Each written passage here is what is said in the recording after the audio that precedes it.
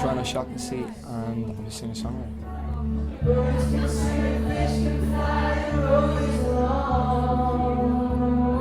You finished 5th in this year's Britain's Got Talent. What was it like being part of that show and performing in front of those audiences? It was good. It was a weird experience because I'd never really played to big crowds before, and for that first audition I went out and I'm playing this huge theatre to maybe 3,000-4,000 people, and not only that, you got Simon Cowell sitting there, and yeah, it was really weird. It was sort of like an over the head moment. You couldn't really take it in, but it was good. It was great. A really nice experience. Is he as terrifying as everyone says?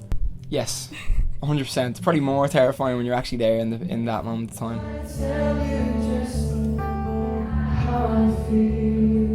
Your self-written single No Name made it into the UK top 40. Did you find it strange hearing your own work on the radio? Yeah, it was weird. My mum had heard it about 10 times because she was listening out for it on the radio, but I didn't really want to listen out for it. I wanted to just wait until I was driving along and see if I heard it. And I was actually, when I was driving over to the airport to get a flight over to here, and I was listening to a radio station back home in Dublin, and it came on. They said, right, here we got Rhino Shocking Seat's No Name, and it was a bit of a pinch yourself moment, thinking how far I've gone in that couple of months, you know. What inspired that song?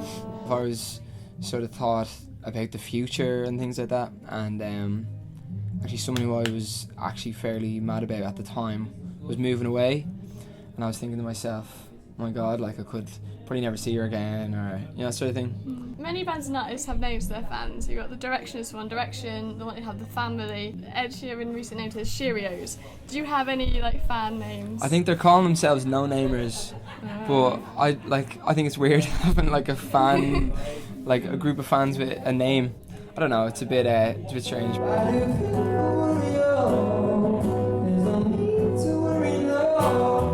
What song are you most excited to play for your fans?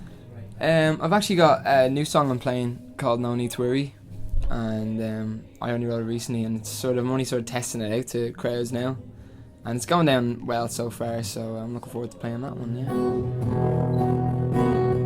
But later this month you're opening for Lawson on their Hometowns tour. Are you excited to go on tour with them? Yeah, I'm excited about it. It's going to be good, touring with the lads as well, because I did a few gigs with them already, a few radio gigs, and they're good crack, so it should be fun, it should be messy. You tweeted that you were going to dress up for the Halloween day. Yeah. Have you got a costume yet? I'm thinking about going as SpongeBob, or a SpongeBob sailor, so have SpongeBob from here down, and then a sailor hat, and a mustache of some sort, I don't know. I want to think of something smart, but I haven't thought of anything yet. If I do get a brainwave, I'll let you know though. You've still got a few days. Have you watched Breaking Bad? Yeah, I watched. I was thinking about going as Walter White. That's not a bad idea. And just going in one of those boiler suits, a yellow boiler suit. Can you imagine being on stage like that? I can imagine that'd be quite warm. I know, yeah. And then I was thinking of just taking it off halfway through through the set. No. November. What charity are you raising money for? It's for cancer, men's health cancers, so it's testicular cancer and prostate cancer. So I've got a team called the Tanny Ficklers as well. So I've recruited a lot of people onto that. Just to raise a bit of money and have a bit of crack for November. It should be good. Do you have a specific tash style you're going to go for? Or? People are trying to tell me to do the trucker, the one that comes down here and down. But I don't know if I'll pull it off because I don't really have much hair there. But I was thinking of just those small skinny ones that just go all the way across the front lip. The real slick ones, yeah. I don't know what it's called. The Rockstar, I think it is. Or the Hitler. Go for the Hitler. I wouldn't go for that. No? It probably wouldn't be good on the Lawson. I could go as Hitler for... There you go, sorted. It's exactly what I'm doing.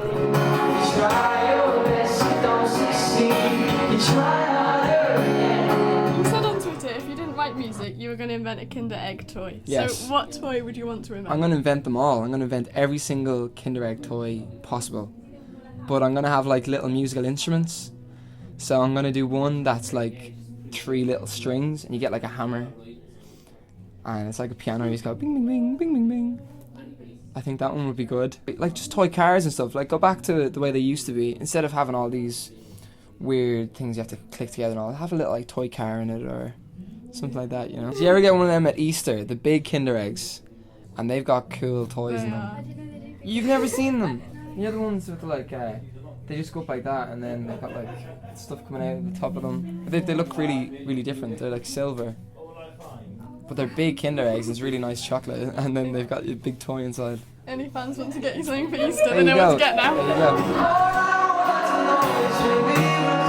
How long have you been writing your songs? Not really that long actually. Probably only about maybe 3 years. But I've always been writing poems, and I've always been like just writing songs on guitar. But I never really like wrote a song and put it together like into like a 3.5 minute song.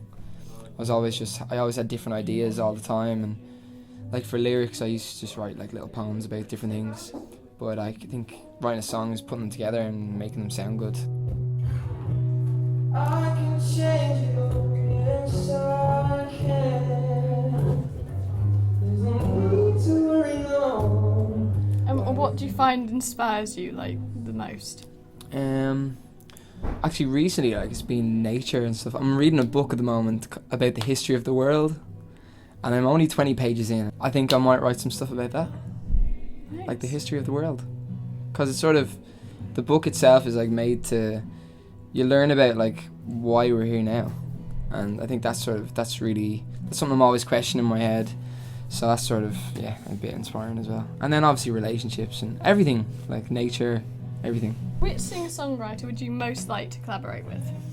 Sam Kelly, he's on right now. I don't know, probably John Mayer. I've said that before, like John Mayer is like a big inspiration to me since I was young, so if I could play with him or write a song with him, it'd be pretty cool. Because the odds are stacked, so let's raise a glass. We heard through the grapevine that if you wrote a song for Molly King, she would go on a date with you. Is that true? I don't think it's true from her part, but if I wrote a song, hopefully I might have a chance of going out with her, but I don't think she'd go out with me, would she? Would she go on a date with me? Think you got a chance? I think I have to try first, don't I? Okay, we'll see. Molly, if you're watching this, the song's on the way. It's in the post.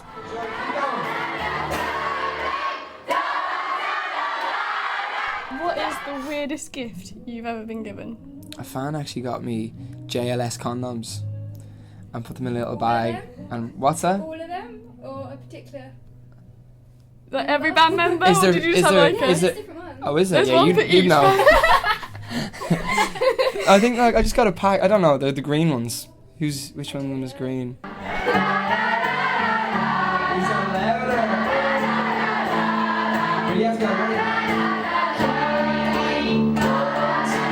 album do you constantly have on repeat without ever getting sick of it? Joni Mitchell Blue. I think you just play that over and over and over, and like it gets better every time. Every time I listen to it, it's just better than the last time. So yeah, it's probably my favourite album. What plans have you got going into 2013? Well, if the world doesn't end by December, hopefully I'll be doing more writing and getting another EP out and then an album later on in 2013. But I don't really want to look too far ahead. I'd rather just let things happen the way they're supposed to happen. That's great. That's it.